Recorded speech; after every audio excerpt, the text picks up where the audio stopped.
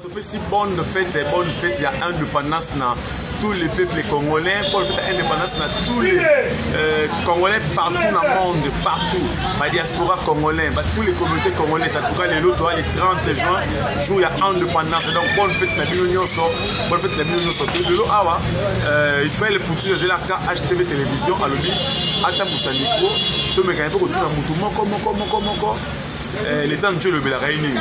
Ça aura des temps de Dieu et ça la répété dans tout temps pour se micro pour comprendre que comment se défendre par rapport les 30 juin et on a lu par rapport les 30 juin. Donc bonne fête à indépendance dans tous les peuples congolais. Voilà. On appelle si merci na Massanangai MJ Emilson et Mobile appelé Bitoka.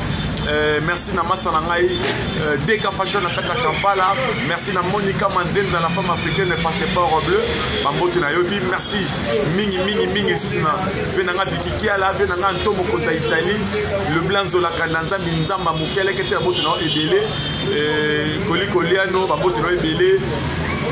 Tous les gens qui aiment Belé, puis la PC Botena Boss, Olivier Nakati Agoma, Babina Goma, patron, Boss, Aka, Mori, patron, Boss Olivier, Maman Rosette, Boteno et Belé, mère Babi Bijou, et l'Europamba, Boss Olivier Mongo, l'Europamba, en tout cas, Botena Bino, et pas bonne fête, il y a indépendance, Nabino, sur tous les peuples congolais, Venanga Foneka Benakati à Suisse, Boteno et Belé, pas bonne fête, il y a indépendance, Maman Karen Lomina, Papa Japper Lomi, Maman Karen Spatika, Papa José Mapiala, bonne fête, indépendance, en tout cas, je vous aime, merci à Gauthier, merci ma caméra, sur moi, d'ailleurs, Gauthier déjà, tout à mon micro, la biseau, par rapport à indépendance, merci. Bonjour. Le autre, le 30 juin. Pendant le 30 juin, il rappelle la Raounine. Bon, le 30 juin, d'abord, pour commencer, c'est un mot historique et rappelle la c'est-à-dire que Ndenge et avant, Nathan, il y a Léopold II. Hein? Voilà. Nathan, on a Léopold II. Aujourd'hui, donc, les travaux, c'est tellement forcés. Voilà. Et ça qui nous travaux pour que ça avec atrocité. Voilà. Avec atrocité, vous parvenez même à voir que l'immensité de l'atrocité, comme on a juste que donc, ce que vous avez compris ici, dit ça à café, il faut pas qu'attaquer ma boque. Voilà. Il faut pas qu'attaquer ma boque. C'est-à-dire que donc, il y a aussi la puna, il y a aussi la puna, il faut, avant pas pour la que donc, on a bien, il faut y avoir présenté, nombre de boques avec oh yo kati. On a des difficultés en Nengue. Voilà. Et en plus de cela, on a déjà que donc, Nengue avec le film donc réglementairement. On a Massa Moutousou, la Tawana va Léopold II, la Katabango, la Bango, la Moussou, Sotel Bango, Maboko, et Katana, yo kasi Maboko ne Katana la guerre, non? Et Katana la guerre, mais Maboko wana, et Katana pour la atrocité, il y a esclavagisme, oh yo, Léopold II va imposer qui na Congolais. Il y a tellement que tout ça, et les gars qui mingi, donc on est que il y a un effacement, donc la fin, il y a l'atrocité, il y a un silaki. On n'a pas fait que donc la catastrophe est match, et comme ça, moi, il faut ça toujours, et quand il match, match, yo, faut y avoir attention, match, sur la bête, sur la maboé, et pour ça, on est Mikado contre Vita. Voilà. Mikado a battu contre Vita.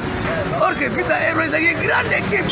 L'équipe va avoir sa caractère. Donc, nous avons pu Vita. Ça, c'est parce que Vita club. À ça, mon conseil de l'équipe. Bah, les gens qui l'équipe m'a manqué. Et bien, t'as dit que Vita. T'as pas dit que Vita club. Maman, ça va nous mettre une négative. À remettre Vita club. Elle a dansé vivant. Par exemple, on a entendu, on a flasché, on a entendu. Et on a coulé ma sac, mais il y a cette idéologie machette. À son machette, donc, à la va supporter, qui a comme malheureusement, tu as ça, Mikado, on a tout derrière Mikolo, alors, tout le papier parmi tant qu'ils ont indépendance. Et vite à clé par une à 4, parce que ça bitumba. Mais origine, à cause de la même par une origine, il y a un mouvement. C'est-à-dire que éclatement, il doit se dire donc, et ça n'est pas que donc, il y a un mouvement qui est et vendre la moto, parce que vous savez, éclatement, le droit net que tout d'eau est débordé vase. Vase, c'est ça, on voit autour déjà. Mais, et c'est débordé. Il suffira au bras, il t'en a pas. Malamoko, démordement continue et comme désormais, continue, mais tu as fêté 60e année, ou tu as fêté 61e année.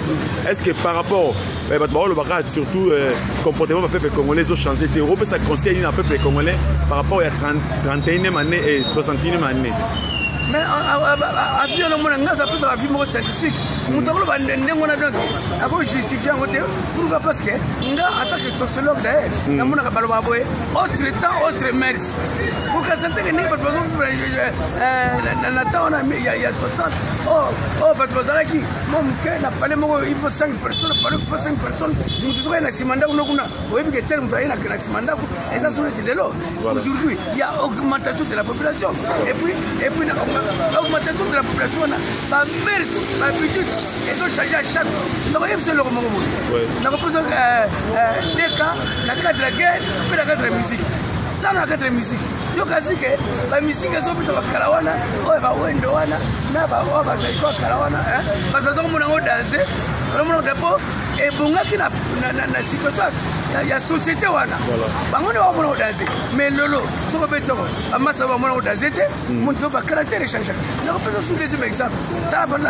La guerre 40-45, la guerre 40-45, nous avons un jeune garçon fier naïe, pas en fier, pas en l'olé, nous makasi, pour pas mon naïe qui est solo, à Zonga Nzakumba, à Kendara guerre, à Zonga. Vous comprenez, hein? À Kendara guerre, à Zonga. Surtout sur le but que donc, il y a un vieux bombardement. Il y a une priorité B17, mais à ce moment-là, donc à ce moment-là, il faut bombarder B17, il faut bombarder Ngapé. Il y a ce moment-là, donc il faut bombarder B17. Donc c'est ça qui caractère ya Erwana. Est-ce que les lots, est-ce que les garçons n'a pas na idée na mo qui a vu à se plaquer yemo la frontière à que les guerres. Il va se la quota. Donc on dit ça autre temps autre messe.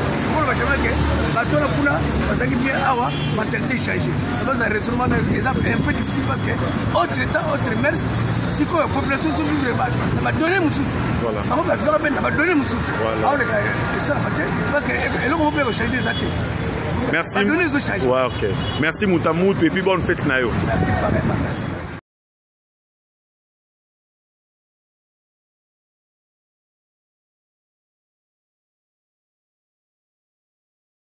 Ouais, bonjour Ndeko Nangai. Ah, bonjour Ismaël. Bonne santé. Qui est là? Donc, tu as une question par rapport à les 30 juin, les journée à indépendance. Quand tu auras les 30 juin et le Belagaonine. Bon, les 30 juin, il y a une date historique pour le Congo, pour la vision de Congolais. Il y a une date qui est l'indépendance. Donc, c'est un peu ça. On fait ça. Mais ça, là, on est mis 60 ans après te faire quitter, et l'OP 61 ans après te faire quitter. Bon, selon moi, ça ne me dit absolument rien, parce qu'il y a toujours des raisons valables au Bapé qui fait ça la matière. Donc, ceux qui disent que c'est pas raison, ça ne sert à rien de recontredire. Parce que si la raison les a quittés, on va tout fêter. Par rapport à la communauté congolaise, nous sommes là, par rapport au peuple congolais, nous sommes là. C'est tout ça la réflexion par rapport. Par rapport à la 61e année après l'indépendance, Europe, ça peut être congolais conseil. Quant à moi, je ne sais pas, je peux dire que le peuple congolais, tout à la Boumoko, tout à la Ini, tout à la. Donc, tout le monde a quoi? Tout le monde a division, parce qu'on a toujours dit diviser pour mieux régner. Donc, tout le monde a un système, tout comme il y a tribalisme. Donc, tout éviter le Corona. Tout le monde est mon bout à papa, ceux qui papa mort, tata mort, maman mort, tout ça, libo qui est mort, l'union fait la force. Combo, ceux qui est à combo, les anamakas c'est combo la ndako. Ceux qui ont combo pour beaucoup en côté. Mais ceux qui ont combo, babimisi, c'est moko ya combo, tijuana ya combo, beaucoup facilement. Donc, ils ont des conseils dans le Congolais, il y a partout dans le monde entier que tous à la unis. Donc, tous à la Boumoko, l'union fait la force.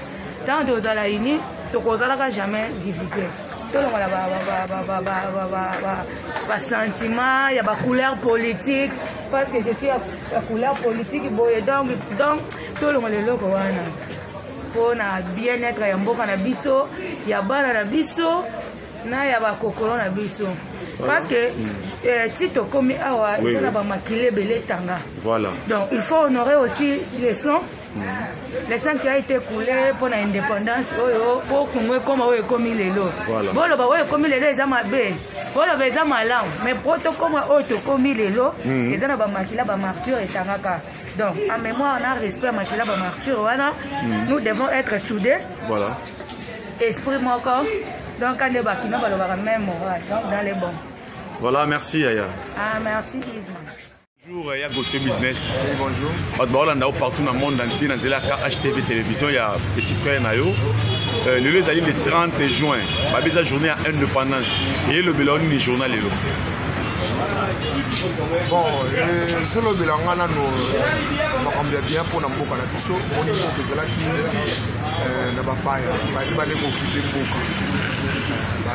décider que bana mboka va se révolter, papa Lumumba, papa Kachabuku, Mabolika pour aller non mboka il faut se prendre mboka ya bana mboka bango mboka.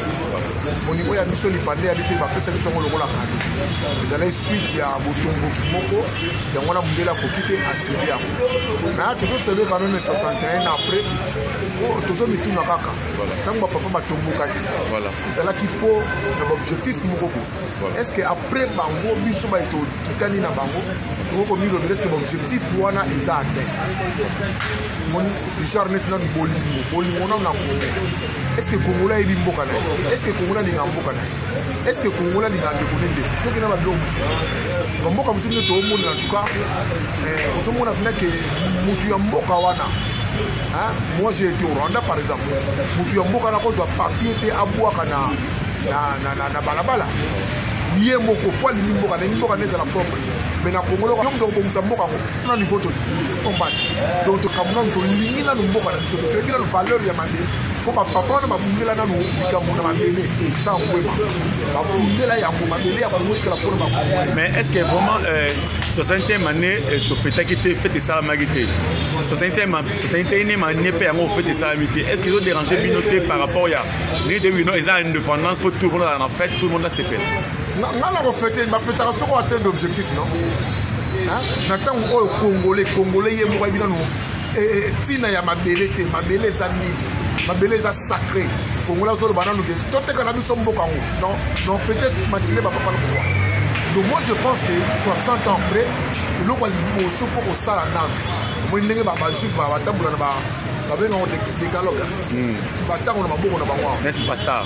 Mais tu vas 10 commandements. Voilà. Donc Congolais foyer banano la terre est sacrée. On ne joue pas avec la terre. Et puis le sang il y a Congolais est sacré. Pourquoi sopango te poyo za bomengo to ba iba beki. Donc Congolais fois dans Congolais non na limbo kana ibi. Voilà. Vous imaginez Congolais zo sepela mupaya a continuer ko konzai. Congolais zo sepela mupaya continuer ko péter film.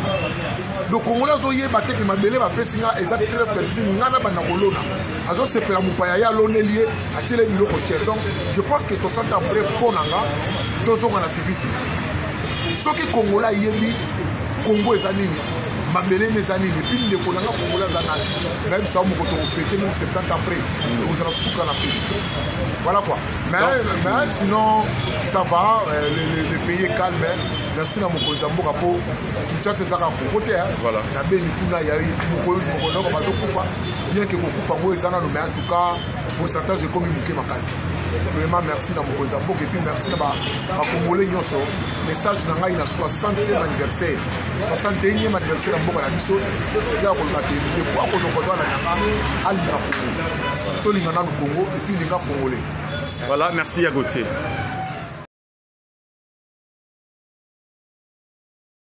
Oui, bonjour Ndekonangaï. En fait, le 30 juin. Le journée à indépendance. Journée où le Blagonini. Le 30 juin, c'est la journée malamu pour Namboka. C'est la journée historique pour Namboka. C'est la journée où on se rappelle à Mambo Délé. Exemple. Donc, exemple, ça aura indépendance de la Bisso. Pour tout ça qui n'a pas vous avez donné par son excellence M. Lumumba ou à l'État qui pour Namboka na biso les lotos à la haute aux alliés les lots donc ils ont fait na biso ba congolais na tango ko ekomaka to se rappela ba mambo epele ko se passa ya mabepe malamu donc pour na biso lelo eza journée moko ya fête il faut tosepelaka partout toza malgré ba covid mais il faut tozala toujours na esengo ya kosepelaka na babi lelo eza 61e année ya indépendance ya oui eza 61e année na biso ya mboka na biso ya indépendance ya mboka na biso donc malgré ba covid nde ezosala toyebi ke na 60e année tofetaki yango te 61e ezomema biso na rythme toujours mais côté tozofete toza toujours na esengo mpo eza indépendance na biso fete na biso ya mboka. Merci papa. On a besoin de découvrir, à expliquer par rapport à la journée, il y a les longs temps, à expliquer par rapport à le 30 juin, où est le Belrabato qui va nous découvrir, va nous découvrir, tout le monde, qui réflexion. Il y a chacun de nous, on va un micro, mais va expliquer. Donc, merci à nous, sur la banque, le moment où vous vidéo à Ismaël Poutine, votre frère, votre petit frère, nous avons donc partagé les mounina. Pesa moninga tala niveau de panza maele niveau ya réflexion par rapport à mboka na biso et par rapport à makambo etambola. En tout cas merci na biso baki tellement ébélé ya Rwanda Ismaël Poutine votre fils et votre humble serviteur dans la KHTV officiel. Tous s'abonner massivement, tous s'abonner ébélé, tous s'abonner complètement parce que ngana bio dans contrat s'il faut voter son serre aux jours tous s'abonner ébélé ko ça a plaisir. Na pesi baba on fait na ngai na maman Karine Lombi na papa Jean-Pierre Lombi maman Karine Fachika na papa José Mabiala vena ngai fondé kabia na Suisse vena ngai Vicky Kiala ya Antomo Konza Italie le blanc zola Canada minzama mukele kete dodé mapumisa kolikoliano ya bino yango wana et puis masana ngai MJ Emilson motema plaji bitoka bonne fête na yo papa bonne fête na ngai ébélé na masana ngai dadi kinkani Pinto mon ami de l'école bonne fête na yo bonne fête na la femme africaine Monica Manzenza passe par Oblé bonne fête na yo bonne fête na tous les peuples congolais partout dans le monde partout vous allez c'était mieux bonne fête il y a indépendance ce qu'on à la prochaine occasion d'un nouveau numéro bye.